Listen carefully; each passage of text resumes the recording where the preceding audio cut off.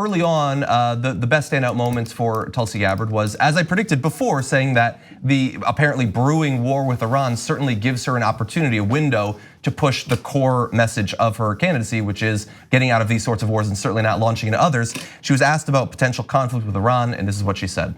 Let's deal with the situation where we are, where this president and his chicken hawk cabinet have led us to the brink of war with Iran. I served in the war in Iraq at the height of the war in 2005, a war that took over 4,000 of my brothers and sisters in uniforms' lives.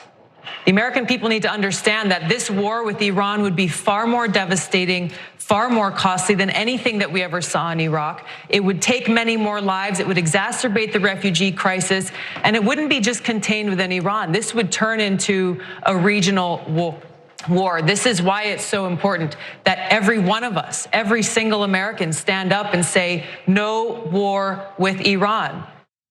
And that wasn't the end of the topic. A little bit later on, Tim Ryan decided, you know what, I'm gonna try to score points by saying that we should be embroiled for longer in more conflicts. And so he got into it with Tulsi Gabbard, going back and forth, implying that no, we should maintain our presence there, which I don't know what the constituency for that is. There's barely one in the Republican Party, let alone the Democratic Party in 2020, and it allowed her to press what is clearly was the best moment for her in this debate. And so things really could not have worked out any better on that topic for Tulsi Gabbard than they did. No, he made a point about wanting to maintain a presence if America doesn't maintain a presence, and she just slammed on him. I mean, it was just a dunk.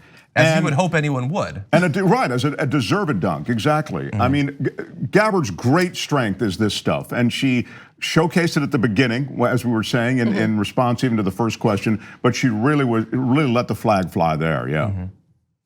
It was phenomenal, and I think she's a candidate where this issue is obviously her standout, as Mark just said. She knows her stuff when it comes to anti-interventionist foreign policy, and Tim Ryan looks like a dinosaur from the 1990s with that stuff. It was ridiculous. I mean, you know what progressives and the Democratic base really care about these days? The Taliban. We just can't stop talking about it.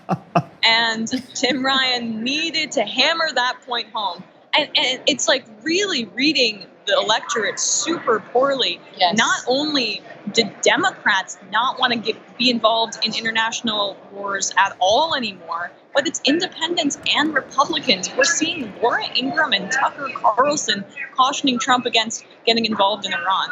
We've, for the most part, with the exception of the elites, learned our lesson. And Tim Ryan doesn't seem to have gotten that message, even though a great majority of the country and regular people have, and the smarter people in his party have. Yeah. Yeah, I thought it was actually fascinating that Tim Ryan and Tulsi Gabbard didn't speak up at all when the topic of immigration came up, because we're talking about two people in Congress who have the ability to actually push for policies that would at least alleviate the situation. And so I was a little disheartened to see that neither one of them spoke up or said anything when that issue came up.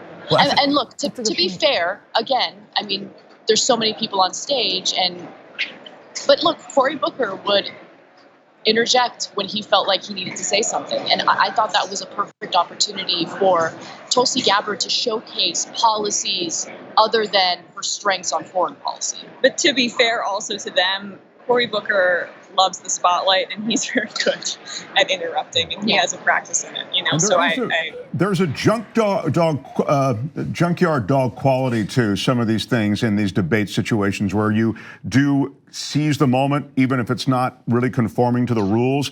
And you have to be comfortable in that space. And there are just some of us who kind of are waiting for our turn and are, we're more conformist when it comes to the rules, we'll follow them. And then there are others among us who are more comfortable, leaning in. And Booker clearly is one in the latter category. He really just grabs the mic. I totally respect that, but I kind of am leaning in with what Anna said though, because if you're running to be president of the United States, your passion for what's going on when we start talking about immigration should make you strong enough if you want to be president, I think, to be able to have the courage to interrupt. Well, this goes to a general point. I would just say, look, how good you are in these really theatrical situations. It's not a debate, as Right, we said. that's true. I don't know if that necessarily is a reflection of how good a president you'll be. I mean, Donald Trump crushed everybody at the debate, and he couldn't manage a haircut. The guy is awful. I mean, so the idea is he's an awful administrator. He's a moron. All right, and he's manifestly incompetent. Yet, But he was good on the debate stage. Well, and he gets that the person who talks most is generally perceived to have done pretty well. And Right.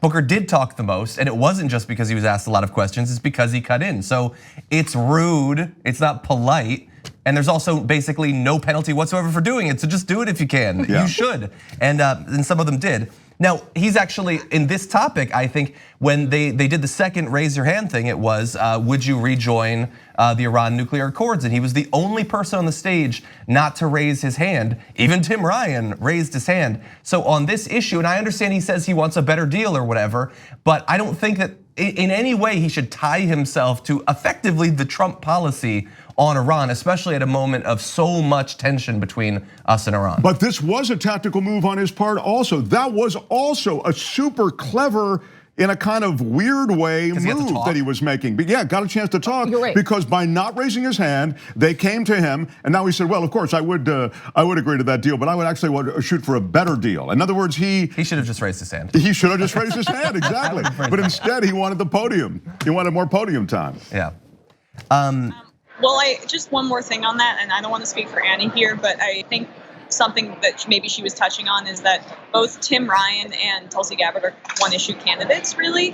And so Tulsi Gabbard is an anti-interventionist candidate, and Tim Ryan is from a manufacturing state candidate, which means something. But that's why they're unable to speak on the issues like immigration that Anna was talking about earlier. That is exactly what I'm saying. And so, look, I think on the topic of impeachment, I would have liked to see two members of the House share their perspective on that a little more, first of all, at all. And if so, aggressively, because this is a real issue. I mean, we're talking about children dying at these detention facilities at the border. We're talking about a president who has obstructed justice. We're talking about a president who's used his own charitable foundation to enrich himself. And so the topic of impeachment is something that's very fiery in the House right now. And I thought it was fascinating that they didn't even speak up about that. I'm curious to see what they think, so that kind of stuff. But yeah, you're right. I mean, the one topic or one issue candidate thing, I think is going to work against someone like Tulsi Gabbard, because she keeps falling back on, I'm against interventionist wars. Great, we all agree with you on that. But what are you going to do with domestic policy? And I feel like she has kind of latched on to some of the progressive policies, but not in a very committed way. And I think we saw that with her answer on Medicare for All. 2 easy ways to follow the Young Turks. One is hit the subscribe button down below. Then you're a TYT subscriber. And second is ring the bell.